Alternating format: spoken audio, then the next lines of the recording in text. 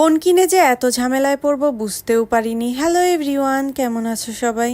অনেকক্ষণ জ্যামে বসে থাকার পরে রিক্সা ছেড়ে দিয়েছিলাম। আমরা 20 মিনিট মতো হেঁটেই গিয়েছিলাম। তারপরে রাস্তায় যা যা দেখেছি খেয়ে নিয়েছি। আসলে এমন কিছুই না, ভেলপুরি খেয়েছি আর গলা এত পরিমাণ শুকিয়ে গিয়েছিল, তারপরে আখের রস খেয়েছিলাম। আমি এমনিতে আখের রস তেমন একটা পছন্দ করি না, কিন্তু এইটা এত বেশি মজা লেগেছে। আমিরার বাবাকে বারবার বলছিলাম, আমিরার বাবা বলছিল তোমার অনেক পিপাসা লেগেছে, এই জন্য এমন ভালো লেগেছে তোমার কাছে।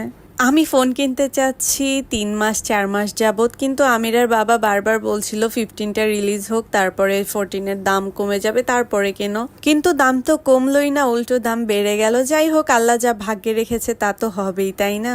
তবে এত টেনশন থাকতো না যদি 14 প্রো ম্যাক্সের ডিসপ্লে ইস্যুটা না থাকতো। এত টেনশন হচ্ছে যা বলার মতো না। কেনার আগেও টেনশন করেছি, কেনার পরেও টেনশন করছি। যাই হোক, আল্লাহ যা ভাগ্যে রেখেছে তা তো হবেই, তাই না? এত টেনশন করে লাভ আছে? আমিরার বাবাকে সেইটাই বলেছি, আমার সামনে এইগুলো বলবা না, কার ডিসপ্লে চলে গিয়েছে বা কার ডিসপ্লে আছে, যা হওয়ার তা তো হবেই, আল্লাহ যদি ভাগ্যে রাখে। ফোন কিনতে গিয়ে এত পরিমাণ হেঁটেছি যা বলার মতো না। লাস্টে আমার এমন অবস্থা ছিল যে যেখানে জায়গা পাবো ওখানেই বসে পড়বো।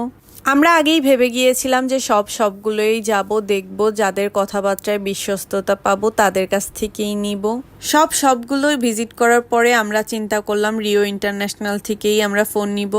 আমাদেরকে বলা হয়েছিল ব্ল্যাক কালারেরটা যদি নেন একটু দাম কম পড়বে আর পার্পেলটা একটু বেশি পড়বে। আমিরার বাবা আমাকে বারবার বলছিল যেহেতু তুমি মেয়ে মানুষ তোমার হাতে পার্পেলই মানাবে। আমি বলছিলাম ব্ল্যাকই নেই, আমার কোনো সমস্যা নেই কালার নিয়ে।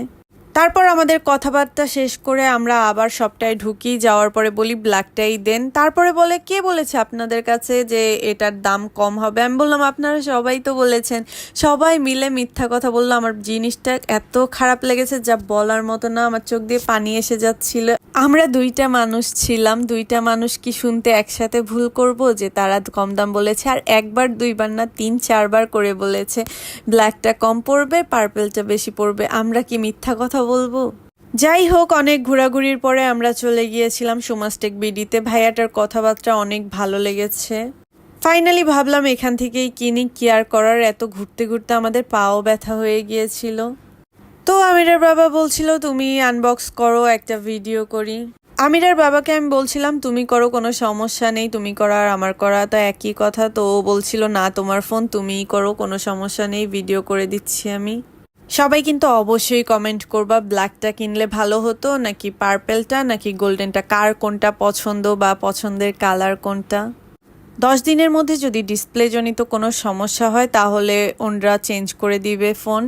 আর 10 দিন পরে যদি কিছু হয়, ডিসপ্লে জনিত কোনো সমস্যা হয়, তাহলে এটার খরচ দিয়ে দিতে হবে। ওনরা সব কিছু ঠিক করিয়ে এনে দিবে। মনের মধ্যে একটা টেনশন তো থেকেই যায়, তাই না? আর তার উপর দিয়ে আমিরার বাবা আমাকে বারবার বলছে দেখো ওনার ডিসপ্লেটা চলে গিয়েছে, দেখো এর ডিসপ্লে চলে গিয়েছে। মানে এত টেনশন নেওয়া যাচ্ছে না। আমার মনে হয় না আইফোন কিনতে গিয়ে মানুষ এত বেশি টেনশন করে আমি যেই পরিমাণ টেনশন করছি। আর আমার টেনশন করার একটাই কারণ, আমিরার বাবা বারবার আমার মাথার মধ্যে টেনশন ঢুকিয়ে দেয়। আমিরার বাবা বলছিল মাথাটা ঠান্ডা করো, ঠান্ডা খেয়ে। আমি খেতে চাচ্ছিলাম না, কারণ আমিরা এসব অনেক বেশি পছন্দ করে, অল্প হলেও খায়। আর আমিরাকে নিয়ে যায়নি কারণ আমিরার অনেক কষ্ট হতো। তারপর আমিরার বাবা বলল যে কিছু খেয়ে মাথাটা অ্যাটলিস্ট ঠান্ডা করো, আমিরার জন্য নিয়ে যাওয়া যাবে কিছু না কিছু খাবার। আমিরাকে বাইরের খাবার দিতেও চাই না, কিন্তু ওকে ছাড়া খেতেও ভালো লাগে না। কি একটা বিপদ মায়েদের, তাই না?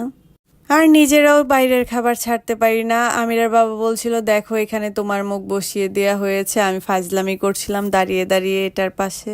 আমিরার বাবা বারবারই বলছিল দেখো তোমার মুখটাই বসিয়ে দিয়েছে, একদম তোমার মতো, সবাইকে দেখালে বলবে যে তোমার মতোই চেহারা। তো ভাবলাম সবাইকে দেখিয়ে দেই। আমিরা তো আইফোন দেখে অনেক খুশি, বলছিল মাম্মাম এইটা আমার। সবাই আমাদের জন্য অনেক বেশি দোয়া করবেন। আল্লাহ হাফিজ।